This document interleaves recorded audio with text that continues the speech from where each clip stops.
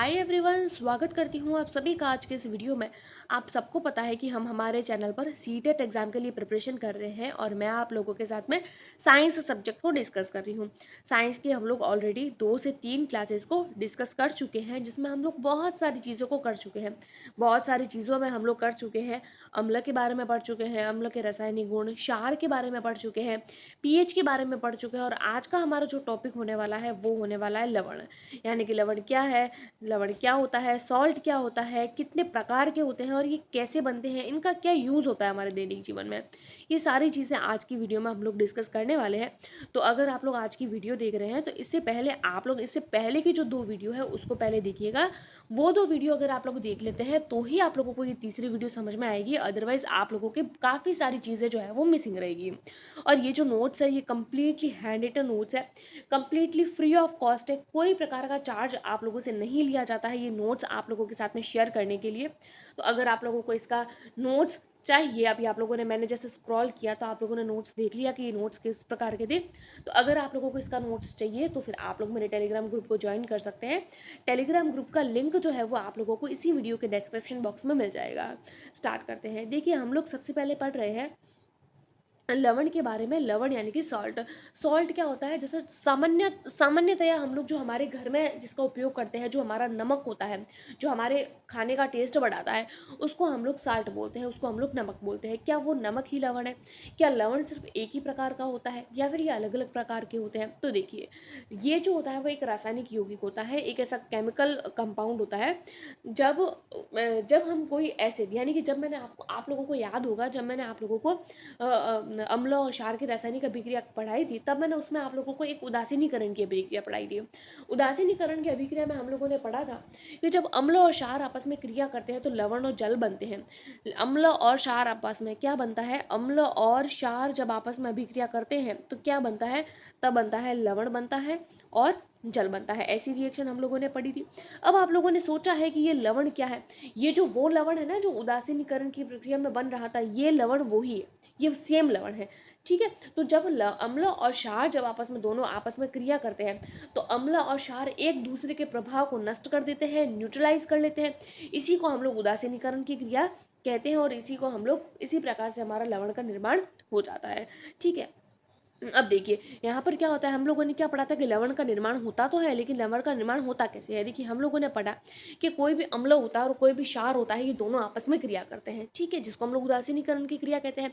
उसी के थ्रू तो लवण बनता है। तो मान लीजिए कोई भी मैंने जो है वो अम्ल लिया है, वो लिया है HCl और मैंने क्षार लिया है NaOH। अब यहाँ पर क्या होगा, ये दोनों आपस में क्रिया करेंगे। जब ये दोनों आपस में क्रिया करेंगे तो क्या बनेगा? Na और Cl बनेगा। Na और Cl बनेगा और साथ में ये H और ये OH आपस में मिलके बना देगा जल। यानी कि जब अम्ल और क्षार आपस में क्रिया करते हैं तो लवण और जल बनता है। तो लवण का निर्माण कैसे हो गया? अम्ल और क्षार की अभिक्रिया से, यानी कि जब हाइड्रोजन क्लोराइड और जब सोडियम हाइड्रोक्साइड की आपस में अभिक्रिया करवाई जाती है तो सोडियम क्लोराइड नाम का एक तत्व हम लोगों को प्राप्त होता है, जिसको हम लोग नमक या सॉल्ट के नाम से या लवण के नाम से जानते हैं। ठीक है। अब देखिए, उदासीनीकरण की प्रक्रिया में जब हम लोग लवण और जल को ऐड करते हैं, लवण और अम्ल और क्षार को, सॉरी, अम्ल और क्षार को जब हम लोग ऐड करते हैं, दोनों को हम लोगों ने मिक्सचर कर दिया। अब ज़रूरी नहीं है, क्योंकि देखिए, जब मैंने आप लोगों को ऊपर वीडियो बताई थी तो उसमें मैंने आप लोगों को कुछ अम्लों के प्रकार बताए थे। जैसे मैंने बताया था कि प्रबल अम्ल होता है, एक दुर्बल अम्ल होता है। ठीक है, एक दुर्बल अम्ल होता है, एक प्रबल क्षार होता है, एक दुर्बल क्षार होता है। और जब हम लोग उदासीनीकरण की क्रिया करते हैं तो हम लोग क्या करते हैं? अम्लों को मिलाते हैं। तो कौन सा अम्ल है? प्रबल अम्ल या दुर्बल अम्ल? जब हम लोग क्षार मिलाते हैं तो कौन सा क्षार है? प्रबल क्षार या दुर्बल क्षार? हम लोगों को पता नहीं होता है। तो जब दुर्बल क्षार है और जब प्रबल अम्ल है और जब प्रबल क्षार है और दुर्बल अम्ल है, जब ये दोनों एक प्रबल और एक दुर्बल हो जाता है तो इन दोनों के प्रॉपर्टी के अकॉर्डिंग भी इनको आगे 3 पार्ट्स में डिवाइड किया गया है। ठीक है, कि कौन सा क्या है। देखिए, जब हम लोग अम्ल और क्षार दोनों को आपस में मिला लेते हैं, यानी कि प्रबल अम्ल है और प्रबल ही क्षार है, जब दोनों प्रबल होते हैं तो दोनों प्रबल प्रबल एक जैसे जब भिड़न करेंगे तो कैसा लवण बनाएंगे? उदासीन लवण।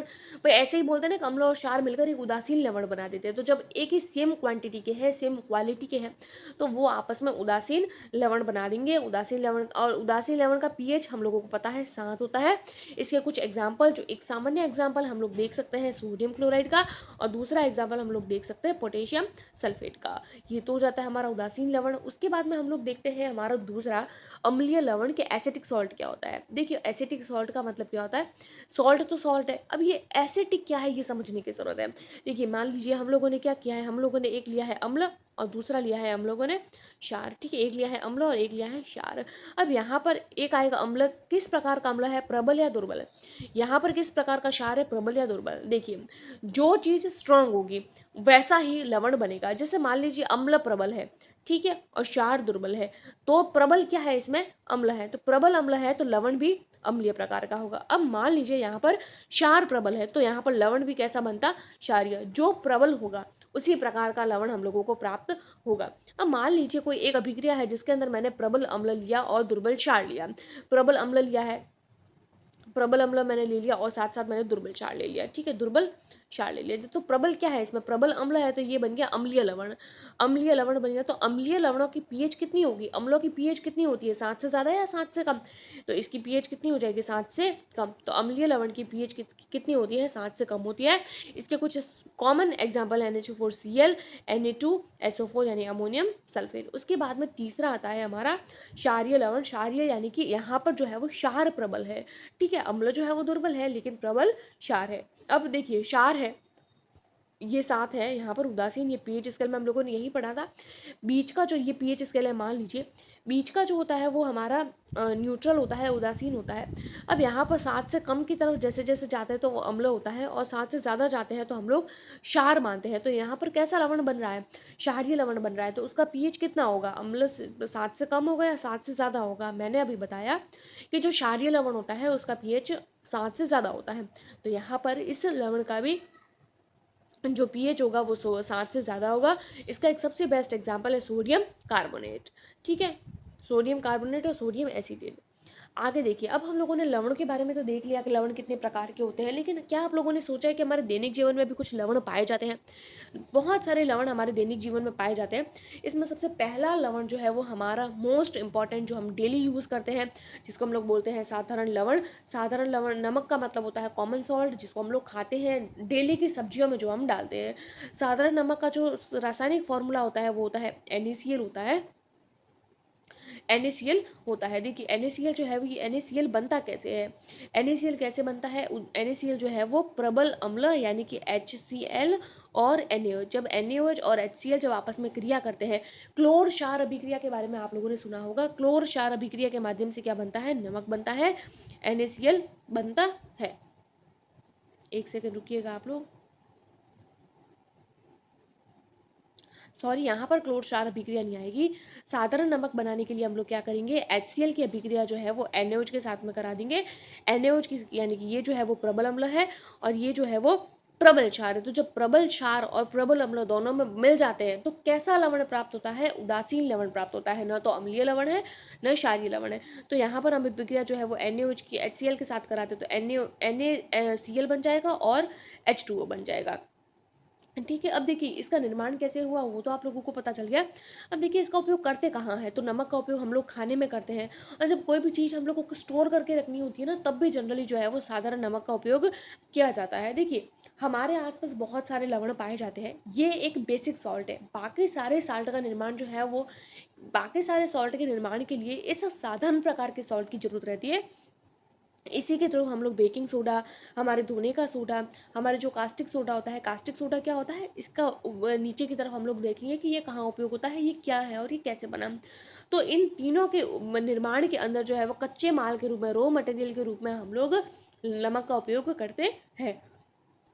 देखिए हमारे शरीर की जो ब्लड प्रेशर होता है ना, वो भी कुछ जो है वो इलेक्ट्रॉन्स पर डिपेंड रहता है। जैसे आप लोगों ने देखा होगा सोडियम जो होता है, सोडियम की मात्रा हमारे शरीर के अंदर, मैग्नीशियम की मात्रा कितनी है हमारे शरीर के अंदर, क्लोरीन की मात्रा कितनी है, ये सारी की सारी चीज़ें हमारे शरीर के लिए ज़रूरी होती है। तो जब हम लोग NaCl की बात करते हैं तो देखिए जब हम लोग NaCl खा रहे हैं, NaCl यानी कि नमक खा रहे हैं, जब हम लोग NaCl खाएंगे तो ऑब्वियसली हमारे शरीर के अंदर Na भी आएगा, सोडियम आएगा, क्लोरीन भी आएगा, Cl आएगा। अब ये क्लोरीन और Cl का हमारे शरीर के अंदर उपयोग क्या है, देखिए हमारा जो ब्लड प्रेशर होता है वो हमारी तंत्रिकाएं जो है वो उसको कंट्रोल करती है। तो हमारी तंत्रिका के जो संकेत होते हैं उसको संचरित करने में NaCl का उपयोग करता है, NaCl का उपयोग किया जाता है, और जो मांसपेशियाँ होती है उसका संकोचन करने में भी हम लोग NaCl का उपयोग करते हैं, ठीक है। उसके बाद में हम लोग दूसरा देखेंगे कास्टिक सोडा। देखिए कास्टिक सोडा के बारे में मैंने अभी आप लोगों को ऊपर बताया। कास्टिक सोडा का निर्माण जो है का सूत्र जो होता है वो NaOH होता है, और यह मिलता कैसे है, तो यह NaCl की H2O के साथ में जब अभिक्रिया करवाते हैं, NaCl की जब Cl की जब H2O के साथ में अभिक्रिया करवा दी जाती है, तो हम लोगों को कास्टिक सोडा प्राप्त होता है। यहाँ पर मिलेगा NaOH, और पास में मिल जाएगा आप लोगों को H2O, ठीक है। देखिए यहाँ पर जो है वो मैंने अभी इक्वेशन बताई, उसमें थोड़ा मैं चेंज करना चाहती हूँ। जैसे हम लोग पढ़ रहे हैं कास्टिक सोडा के बारे में कि कास्टिक सोडा यानी NaOH का निर्माण कैसे होता है। तो देखिए मैंने आप लोगों को बताया कि जब हम लोग कास्टिक सोडा का निर्माण करते हैं तो वो किससे होता है, उसकी निर्माण होता है NaCl से, यानी कि जो साधारण नमक होता है। इसकी प्रक्रिया जब जल के साथ में हम लोग करवाते हैं, देखिए NaCl जो है वो एक्वस फॉर्म में है, ठीक है। H2O जो होता है वो लिक्विड फॉर्म में होता है। जब इन दोनों के आपस में प्रक्रिया करवाते हैं तो एक तो हम लोगों को NaOH मिलता है, दूसरा हम लोगों को Cl2 यानी क्लोरीन मिलता है, और तीसरा हम लोगों को यहाँ पर हाइड्रोजन गैस मिलता है, ठीक है। क्लोरीन यहाँ पर हाइड्रोजन है, क्लोरीन यहाँ पर गैस है, हाइड्रोजन भी यहाँ पर गैस है। NaOH जो होता है, NaOH जो है वो एक्वस फॉर्म में पाया जाता है। देखिए यहाँ ये जो इसका जो निर्माण हुआ है NaOH का, NaOH के निर्माण के लिए क्लोर क्षार अभिक्रिया की जाती है। अब ये क्लोर क्षार अभिक्रिया क्या होती है, हालांकि आप लोगों के एग्जाम में ये पूछी नहीं जाती है कि क्लोर क्षार अभिक्रिया क्या है, फिर भी मैं आप लोगों को बता देती हूँ। देखिए हाइड्रोजन ऑक्साइड का सोडियम हाइड्रोजन ऑक्साइड का हम लोगों को निर्माण करना है। इसके लिए हम लोग क्या करेंगे, NaCl जो है उसका विद्युत अपघटन करते हैं, यानी NaCl का जब विद्युत अपघटन किया जाता है तो इसके जो लवण है, इसके लवण कौन कौन से हैं, एक तो Na है और दूसरा जो है वो Cl है ना। जब इसके अंदर जब हम NaCl के अंदर इसका विद्युत अपघटन करते हैं तो इसके साथ में H2O यानी जल मिलाते हैं। जब जल मिलाते हैं तो ये किस में बदल जाता है, NaOH में बदल जाता है। अब यहाँ पर जो हमारे NaOH प्राप्त हुआ है, देखिए यहाँ पर जो NaOH जो है वो हमारा कास्टिक सोडा है, ठीक है। NaOH के साथ में हम लोगों को यहाँ पर Cl2 भी प्राप्त हो रहा है, और साथ साथ में हाइड्रोजन गैस भी प्राप्त हो रही है। तो देखिए ये जो NaOH जो है वो हमारे सोडियम हाइड्रोक्साइड जो है वो कैथोड पर आता है, और क्लोरीन जो है वो सोडियम NaOH ये और हाइड्रोजन ये दोनों कैथोड पर आते हैं, और क्लोरीन जो है वो एनोड पर आ जाता है, ठीक है।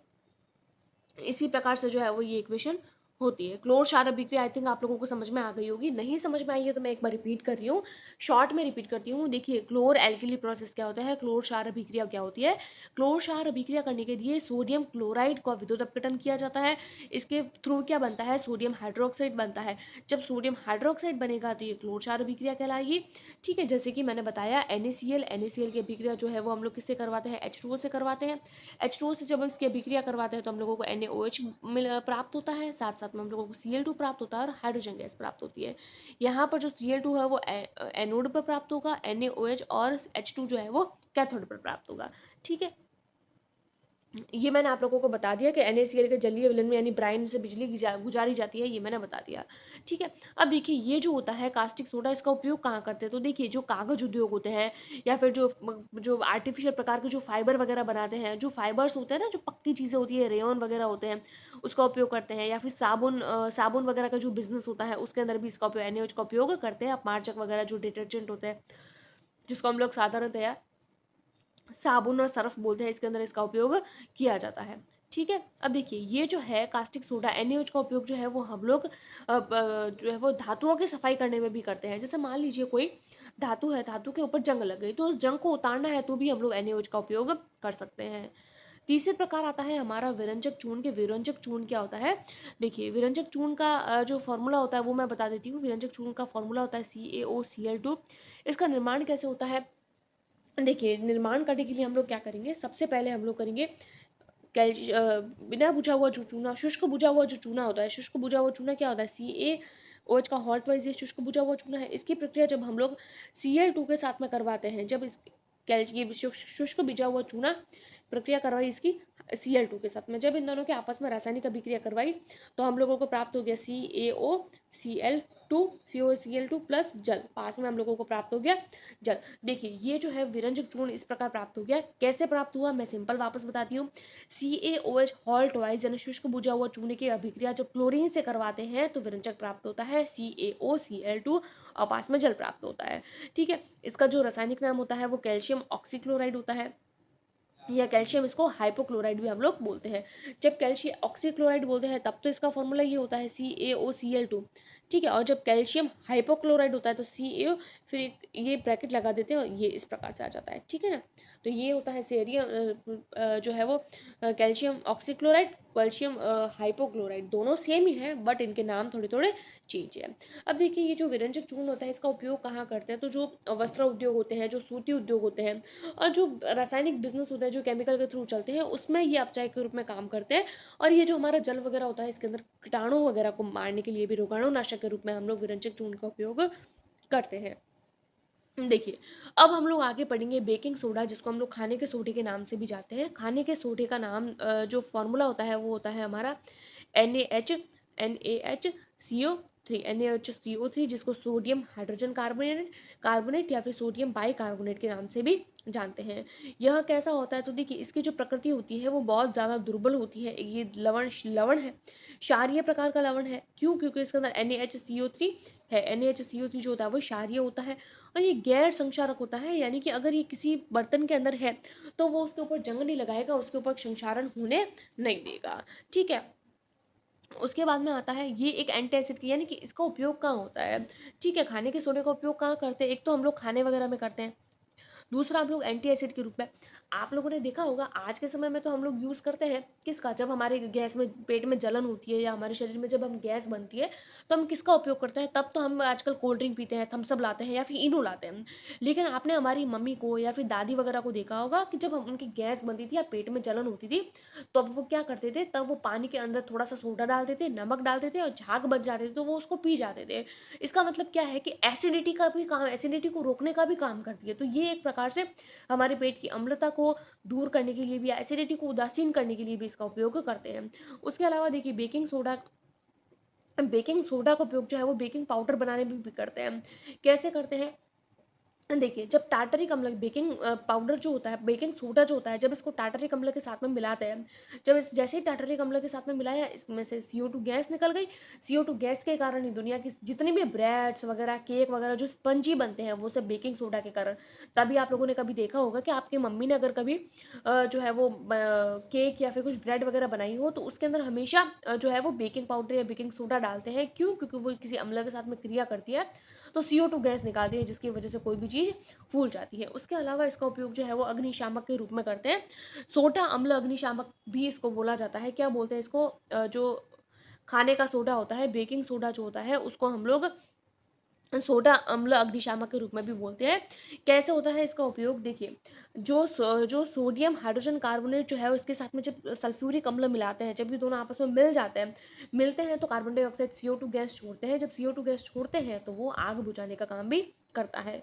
तो आगे पढ़ने वाले हैं धोने का सोडा, यानी कि जिसको हम लोग वॉशिंग सोडा के नाम से भी जानते हैं। ऑब्वियसली धोने का सोडा नाम से स्पष्ट हो रहा है, यानी कि ऐसी जो है वो सोडा या ऐसा एक पाउडर जिसका उपयोग हम लोग कपड़े वगैरह धोने के अंदर भी करते हैं, कपड़े वगैरह धोने के अंदर भी करते हैं। देखिए धोने का सोडा जो होता है ये भी हम लोगों को सोडियम क्लोराइड से ही प्राप्त किया जाता है। सोडियम क्लोराइड से ही धोने का सोडा जो है वो प्राप्त करते हैं। क्या करते हैं, सबसे पहले बेकिंग सोडा को जब गर्म करते हैं ना, बेकिंग सोडा को जब गर्म करते हैं तो हम लोगों को सोडियम कार्बोनेट प्राप्त होता है। सोडियम कार्बोनेट का जब वापस हम लोग क्रिस्टलीकरण करते हैं तो उससे हम लोगों को धोने का सोडा प्राप्त होता है। हालांकि जो अभी मैंने बोला ये सारी चीज़ें हम लोगों के एग्जाम में नहीं पूछी जाती है, हम लोगों से साधारणतया इसका जो उपयोग पूछा जाता है और इसका फॉर्मूला पूछा जाता है। देखिए अगर मैं इसके धोने के सोडे के फॉर्मूले की बात करूँ तो इसका जो फॉर्मूला होता है वो होता है Na2 एक सेकेंड, इसका जो फॉर्मूला होता है, इसका फॉर्मूला रासायनिक सूत्र जिसको हम लोग बोलते हैं, सॉरी गड़बड़ हो रही है सारी, इसका जो फॉर्मूला है वो होता है Na2CO3.10H2O। अब यहाँ पर ये 10H2O है और Na2CO3 है, CO3 है। ठीक है, इसका जो है वो फॉर्मूला आई थिंक आप लोगों को पता चल गया होगा। इसको हम लोग सोडियम कार्बोनेट डेकाहाइड्रेट भी बोलते हैं। देखिए सोडियम, ये सोडियम है, ये कार्बोनेट है, 10H2O यानी कि H2O यानी कि हाइड्रेट है और 10 जो है उसको डेका बोलते हैं ना, हम लोग मोनो डाई ट्राई टेट्रा पेंटा hexa hecto hepta non Deka, ये आप लोगों ने पढ़ा होगा है ना, ये वही डेका है। तो इसका जो फॉर्मूला, इसका जो नाम है वो है सोडियम कार्बोनेट डेका हाइड्रेट। ठीक है, इसके अंदर जो है वो 10 जल के अणु होते हैं। आप लोगों ने देखा ना, जो सोडियम कार्बोनेट होता है इसके अंदर 10 जल के अणु होते हैं।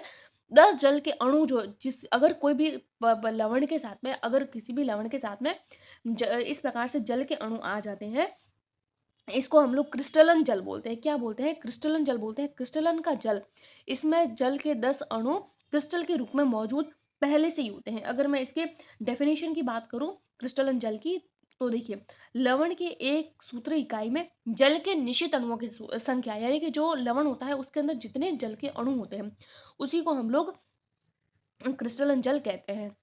अब देखिए, इसका उपयोग वो कहाँ-कहाँ करते हैं? तो जल की जो परमानेंट जो हार्डनेस होती है, जो हार्ड वाटर होता है, उसकी हार्डनेस को दूर करने के लिए करते हैं।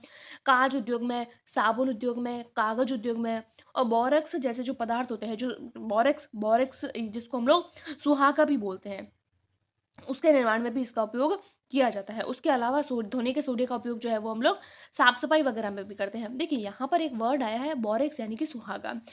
सुहागा का सूत्र क्या होता है? क्या आप लोग बता सकते हैं?